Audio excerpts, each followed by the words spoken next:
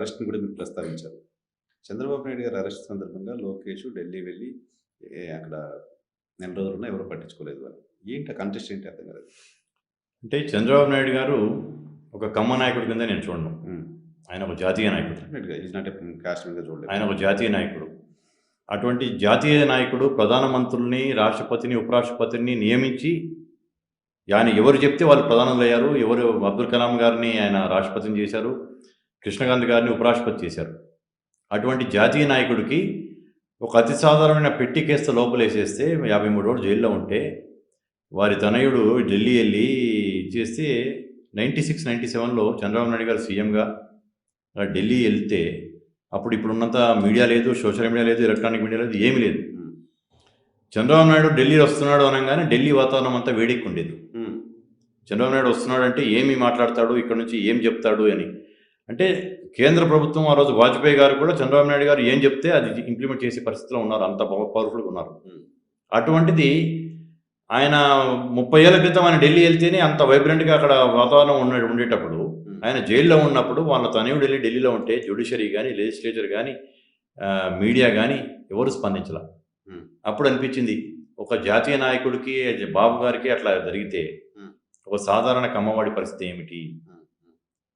వ్యవస్థలని ఈరోజు శాసిస్తున్న వాళ్ళ దగ్గర మన ఐక్యత చూపించుకొని మనము ఓట్ బ్యాంక్ కులమే కాకుండా డబ్బిచ్చి ఓటేసే కులం అది. డబ్బు తీసుకుని ఓటేసే కులం కాదు. కాబట్టి మనము ఐక్యత కావాలనేది మన ప్రతి ఒక్కరి మనసులో ఉండటం వల్ల మేము ఆ రోజు ఇచ్చిన ఒక చిన్న బ్రోచర్ రిలీజ్ చేయంగానే వరల్డ్లో నుంచి ఎన్ని ఫోన్లు వచ్చినాయంటే, ఎన్ని వందల మెసేజ్లు వచ్చినాయంటే మేము వీడియోలో మీలాంటి మాధ్యమాల ద్వారా దయచేసి ఆహ్వానం ఉన్న వాళ్ళే రండి, ఇది ప్రతినిధుల సభ, దయచేసి అని చెప్పేసి విన్నవించుకోవాల్సి వచ్చింది, అప్పీల్ చేసుకోవాల్సి వచ్చింది, ప్లీడ్ చేసుకోవాల్సి వచ్చింది. ఎక్కువ మంది అయిపోతారేమో అని భయపడి. కానీ మీరు చెప్పినట్టుగా ఇప్పుడు 30 ఏళ్ల క్రితం చంద్రబాబు నాయుడు గారు ఢిల్లీ వెళ్తే ఉన్న పవరు, వైబ్రేషన్ అదంతా క్యాష్తో వచ్చింది కాదు. పాలిటిక్స్లో మీరు ఎందుకు చెప్పినట్టు పదవిలో ఉన్నప్పుడు పవరు, పదవిలో లేనప్పుడు కానిస్టేబుల్ కూడా పట్టించుకోలేదు. ఆయన ఆ టైంలో పవర్ఫుల్గా ఉన్నారు, పవర్ ఉంది. టైంలో పవర్ఫుల్గా లేరు కాబట్టి ఎవరు పట్టించుకోలేదా? అంతే. అంటే పవర్ఫుల్గా ఉన్నా లేకపోయినా ఒక నిజమైన ఏదైనా కేసులో ఆయన ఏదైనా తప్పు చేసి ఉంటే అది వేరే. అతి సాధారణమైన ఫ్రేమ్ చేసి ఇరికించబడ్డ కేసులో ఎందుకు స్పందించలేదు సార్? అంటే అది స్పందించలేదంటే మోదీ లాంటి వాళ్ళు ఖండించలేదు, కనీసం ఎవరు ఖండించలేదు, స్పందించలేదు, సహాయం రాలేదు. 53 రోజులు జైల్లో ఉండి 75 ఏళ్ళ వయసులో జైల్లో ఉండి బయటకు వచ్చాడు ఆయన. అంటే ఆ పరిస్థితి ఉంటే, అంటే ఒక కమ్మ అంటే ఇప్పుడు అదే వేరే ఏదన్నా ఒక బలమైన ఓట్ బ్యాంక్ ఉన్న కులము ఏదన్నా ఉంటే ఆ కుల నాయకుడిని ముట్టుకుంటామో ఈ కులం ఏమన్నా ఇరిటేట్ అవుతుందేమో, ఈ కులం వాళ్ళు మనకు వ్యతిరేకం అవుతారేమో అని ఒక భయం ఉంటుంది. అటువంటిది ఏమి లేకుండా చంద్రబాబు నాయుడు గారిని చేసినప్పుడు ఆయన జాతీయ నాయకుడు, మా కుల నాయకుడు అని నేను అనట్లేదు, కానీ ఒక కమ్మ కులానికి చెందిన నాయకుడు అనేది కనుక ఇప్పుడు అంతా కుల వ్యవస్థ నడుస్తూ ఉంది. అది ఇప్పుడు వెంకయ్య నాయుడు గారు ఉన్నారు ఎగ్జాంపుల్. ఆయన ఉపరాష్ట్రపతి నుంచి రాష్ట్రపతి కాలేకపోయాడు.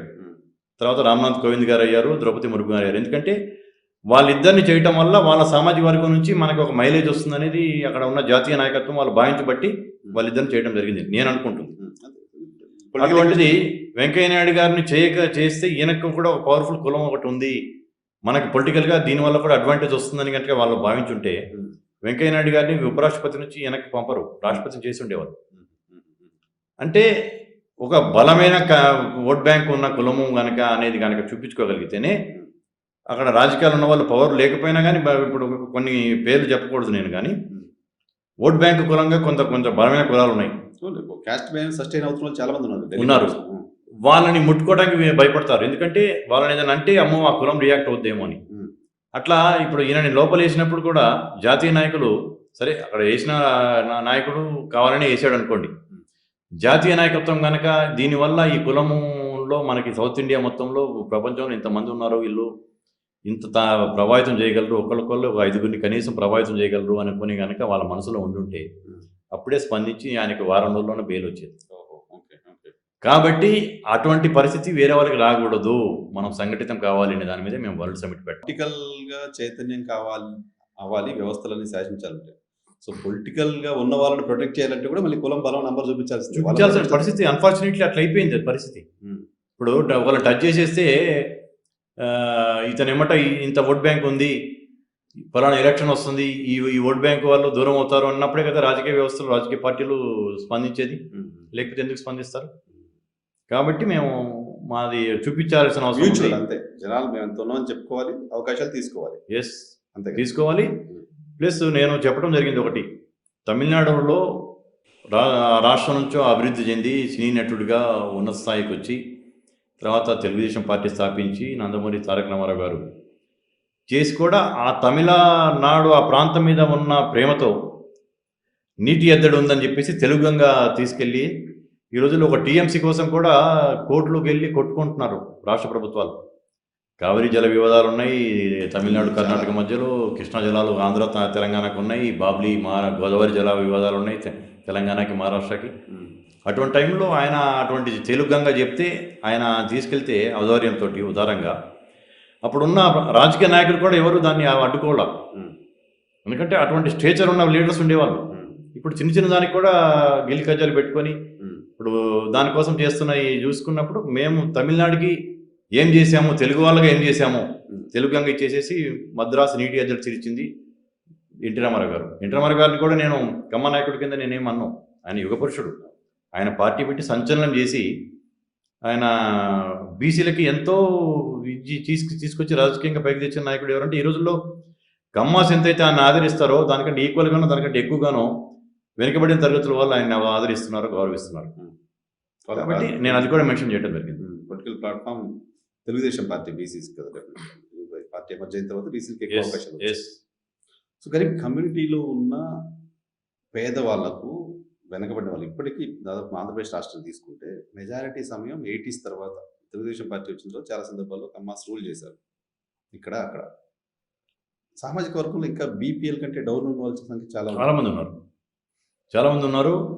అధికారం రాజకీయ నాయకత్వం కోసమే పోరాటం చేస్తే రాజకీయ నాయకత్వం మీకు వచ్చి దాదాపు తెలుగుదేశం పార్టీ 20 సంవత్సరాలకు పైగా పరిపాలించింది గడిచిన 40 ఏళ్లలో తెలుగు రాష్ట్రాలు.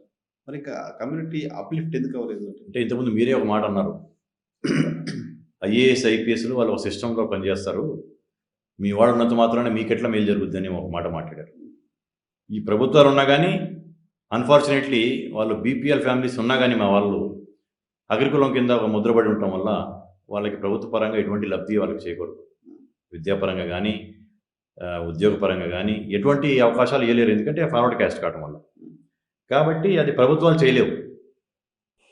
ఎకనామికల్లీ ఈడబ్ల్యూఎస్ రిజర్వేషన్స్ అమలు చేయిస్తే అప్పుడు అటువంటి వాళ్ళకి కొద్దిగా అవకాశం వస్తుంది, కానీ అంతకంటే ఎక్కువ రాదు. కాబట్టి మా దాంట్లో మీరే నాకు ఒక మంచి మాట సలహా ఇచ్చారు, ప్రభుత్వాలు ప్రభుత్వ రంగ సంస్థలు కల్పించిన కంటే కూడా కమ్మ పారిశ్రామికవేత్తలు వ్యాపారవేత్తలు కల్పించిన ఉద్యోగాలు ఎక్కువ అని. అట్లా ఇప్పుడు మా దాంట్లో కూడా సపోజ్ ఒక ఎగ్జాంపుల్ ఒక కంపెనీ తీసుకుంటే 10,000 మంది ఎంప్లాయీస్ ఇస్తే దాంట్లో మా వాళ్ళు ఉంటే 500 మంది ఉంటారు, లేదా 1000 మంది ఉంటారు, 9,000 మంది వేరే వాళ్ళే ఉంటారు.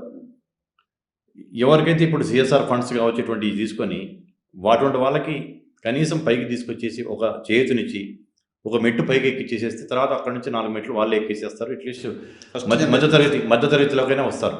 ఫస్ట్ ఒక స్టెప్ ఎక్కిచ్చారు ఫస్ట్ కొంచెం. దానికి చేయడానికి అది ప్రభుత్వాలు చేయలేవు. ఒక కమ్యూనిటీకి ఉన్న అందరినీ చేస్తే అందరికీ ర్యాండమ్గా చేస్తారు. దాంట్లో మాకు వచ్చే శాతం చాలా చాలా తక్కువ వస్తుంది. ఇప్పుడు మానవ సేవే మాధవ సేవ అంటారు. మా వాళ్ళకి మేము సేవ చేసుకుంటే దేశానికి చేసినట్టే, సమాజానికి చేసినట్టే. వాళ్ళు ఒక కుటుంబం అభివృద్ధి అయితే ఆ కుటుంబంతో పాటు ఒక 5 మంది కాకుండా 10 మందికి మేలు జరుగుతుంది. నా పాయింట్ కూడా అదే. పొలిటికల్ ఫైట్, పొలిటికల్ ప్రాతినిధ్యం వీటన్నిటి కోసం ఓకే, బట్ క్రింది స్థాయిలో ఉన్న వాళ్ళని పైకి తీసుకురావడం కోసం కూడా కార్యాచరణ ఉండాలి కదా. దానికి కూడా కార్యాచరణ పెడుతున్నాము.